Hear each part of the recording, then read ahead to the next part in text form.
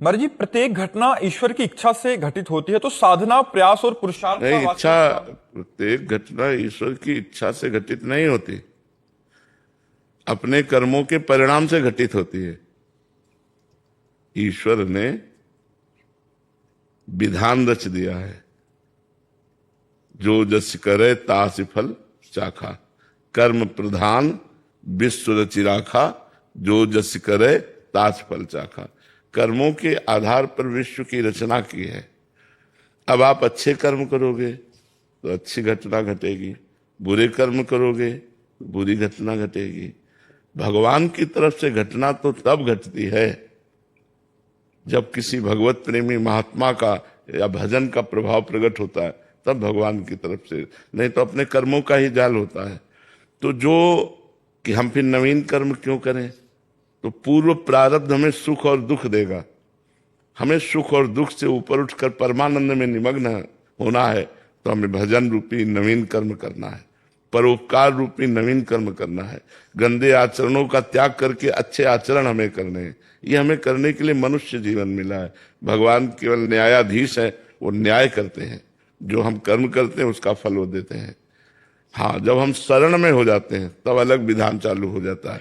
फिर कर्मों का नाश करके भगवान उससे मोक्ष देते हैं, भगवान अपने पास बुला लेते हैं, भगवान उससे प्रेम देते हैं। पर जब तक हम भगवान से विमुख हैं तब तक कर्म के जाल में फंसकर पाप कर्म का फल दुख और पुण्य कर्म का फल सुख और विविध योनियों में जन्म मरण, ये चक्र चलता रहता है। इसी चक्र को रोकने के लिए भगवान ने कृपा करके हमें मनुष्य शरीर दिया है। अब इस शरीर में आकर ऐसी प्रमाद स्थिति आ जाती है, भूल हो जाती है कि हम अपने को स्त्री या पुरुष मानकर बस शरीर सुख के भोग, खान पान, देखना सुनना, भोगना, इसी में पूरा जीवन व्यतीत कर देते हैं। जो हमारा लक्ष्य था कि मनुष्य जन्म पाकर हम भगवान का भजन करके इस माया में संसार चक्र से मुक्त हो जाएंगे, वो हम कर नहीं पाते। फिर अगला जन्म हमें पशु पक्षियों का क्या मिले?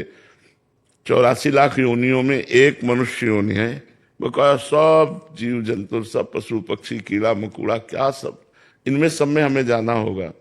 अगर हम मनुष्य जन्म को सुधार ना पाए तो इनमें हमें जाना होगा। इसलिए हम मनुष्य जन्म को सुधारें। भगवान की कृपा से हमें मनुष्य जन्म मिला है। हम नाम जप करें, सुख में अभिमान न करें और दुख में विषाद न करें।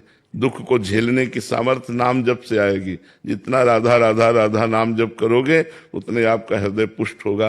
या जो जहां जुड़ा हुआ है अपने, मान लो कोई राम राम जप रहा है, कोई वाहेगुरु जप रहा है, वो सब एक ही परमात्मा के विविध नाम है। अपने अपने गुरु प्रदत्त नाम का जप करें, उसी जप से हृदय मजबूत होता है। जो बड़े से बड़े कष्ट को हम सह करके धर्म पूर्वक चल सकते हैं। इसलिए नाम जप करो। भगवान किसी के प्रति कभी भी कोई अन्याय नहीं करते, या भगवान कभी किसी के प्रति कोई घटना नहीं घटाते। हमारे कर्म ही घटना घटाते हैं, सुखद या दुखद। भगवान का एक अलग डिपार्टमेंट होता है, शरणागति। जब हम भगवान के शरण में हो जाते हैं तो भगवान पक्षपात कर लेते हैं, हमारे सारे कर्मों को मिटा करके मुक्त कर देते हैं, मोक्ष प्रदान करते हैं या प्रेम प्रदान करते हैं।